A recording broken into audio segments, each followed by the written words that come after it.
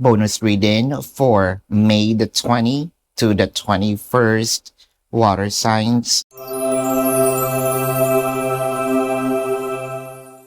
Your cards are the Nine of Cups, the Chariot, and the Queen of Wands. Nandito yung mga inaasam natin na communication, whether this is matagal kayong hindi nakapag-usap ni person, whether hindi rin kayo nagkaroon ng meaningful conversations dahil kailangan nyo magmadali ng mga ginagawa nyo sa pang-araw-araw na buhay.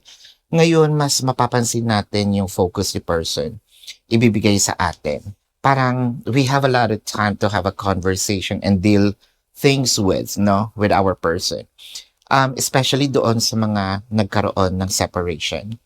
Ito yung time na pwede tayo makapag-usap at makapagsabi kung ano yung totoo nating nararamdaman at papakinggan naman tayo. At siya din ganun din naman, makakapagsalita din naman siya para magkaroon kayo ng harmony together. This is your quick reading or bonus reading water signs for May the 20 to the 21st. My name is Daphne, but spirit calls me bye-bye.